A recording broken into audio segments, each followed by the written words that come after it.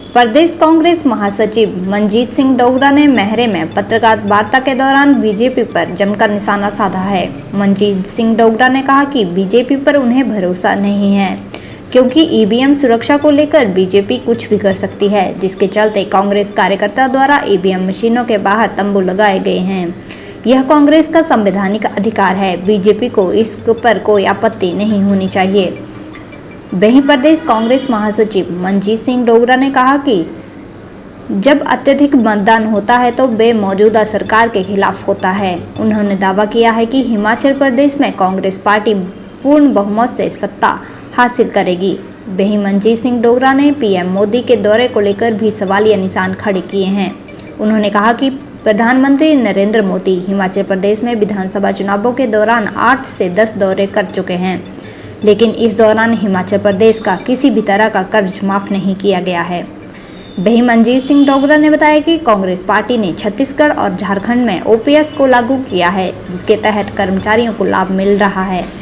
वहीं उन्होंने कहा कि हिमाचल प्रदेश में कांग्रेस सत्ता हासिल करेगी तो उपवास को लागू किया जाएगा।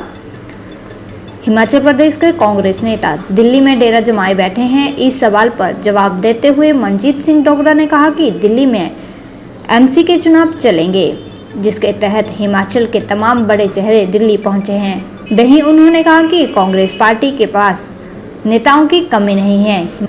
हिमाचल प्रदेश में कांग्रेस पार्टी के पास काफी मुख्यमंत्री के चेहरे हैं, जिन पर हाईकमान ने भी सहमति जताई है कि उसे ही मुख्यमंत्री बनाया जाएगा।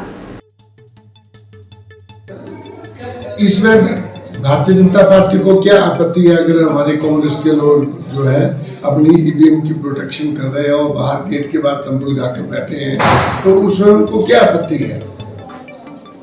ये तो हमारा राइट है। अपने जो वोट ईवीएम में डाले गए हैं लोगों ने, हमें विश्वास नहीं है बीजेपी के ऊपर। उनकी जो कार्यशैली है, उनकी जो कार्य प्रणाली है, उसके ऊपर जो है हमें संदेह है।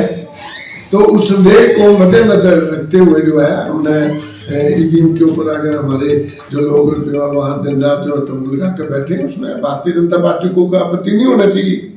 और मेरा ख्याल है पहले भारतीय जनता पार्टी भी ऐसे करती थी। बहुत डिब्बों के ऊपर जो है बहुत सारा वहाँ लोग जो है रात और दिन बैठे रहते थे, 2-2, 4-4 दिन जब तक रिजल्ट नहीं निकलता था। देखिए इसमें मेरा यही कहना है कि जहां तक मेरा अपना पर्सनल व्यक्तिगत सवाल है, उसके ऊपर मैं संदेह करता हूँ। उसके ऊपर मैं अगर भारतीय जनता पार्टी की जो ऊपर की लीडरशिप है और उन्होंने अगर ईवीएम के साथ छेड़छाड़ नहीं की तो मैं दावे से कह सकता हूँ कि कांग्रेस पार्टी जो है वो 45 से पार जाएगी और निश्चित रूप से सरकार बनाएगी कांग्रेस पार्टी अगर ईवीएम के साथ जो है छेड़छाड़ नहीं की। लेकिन मुझे संदेह है इसमें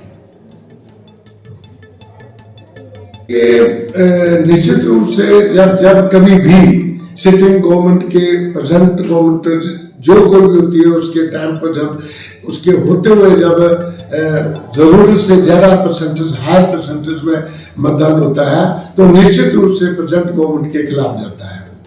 तो मुझे उम्मीद है कि जो लोगों ने जो विश्वास जताया है कांग्रेस के ऊपर, कांग्रेस की जो स्पेशली मैं और बात नहीं करूंगा, मैं एक पॉइंट जो कांग्रेस का है उसके ऊपर जो विश्वास जताया है वो है ओपीएस, ओल्ड पेंशन स्कीम। उसके ऊपर जो है वो इतना मतलब जो कर्मचारी है उन्होंने अपना पूरा सहयोग जो है वो अपना साथ जो है वो कांग्रेस पार्टी को दिया है, ऐसा मैं महसूस करता हूँ। और उसके अलावा काम कुछ नहीं हुआ। जो काम है वो जो डेवलपमेंट होनी चाहिए थी 5 साल में, जो मोदी जी कहते हैं कि मेरी सरकार है केंद्र में, किसी को आप बताइए क्या काम हुआ? कौन सा प्रोजेक्ट जो है 5 साल में मोदी जी ने स्टेट को दिया? कितने बार मोदी जी जो है वो आ चुके हैं हिमाचल में? मैंने कहा 8 बार आए इससे पहले, और अभी जो चुनाव हुए उसमें 6 बार अभी आए हैं।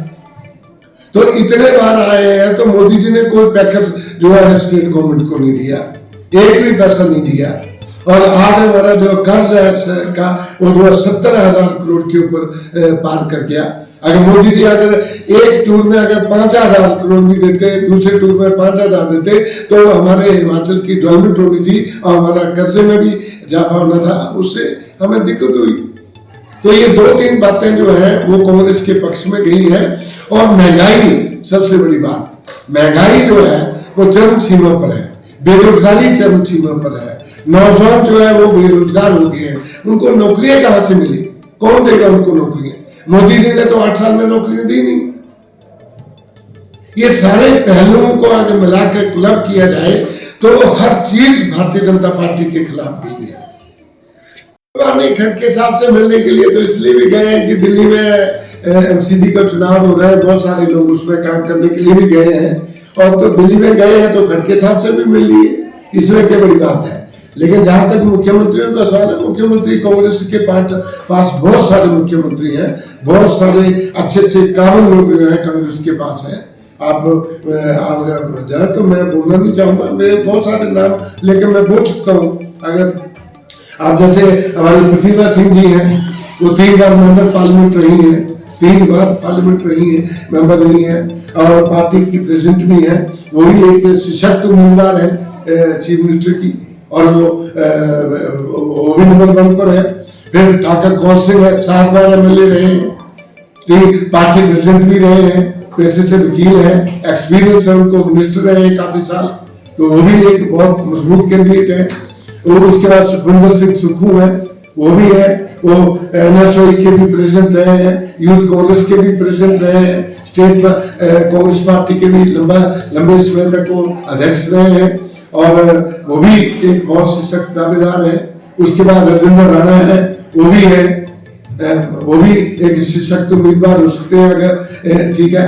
उसके बाद फिर मुकेश अग्निहोत्री है, हमारे जो अपोजिशन के नेता है इस वक्त कांग्रेस पार्टी के, वो भी है।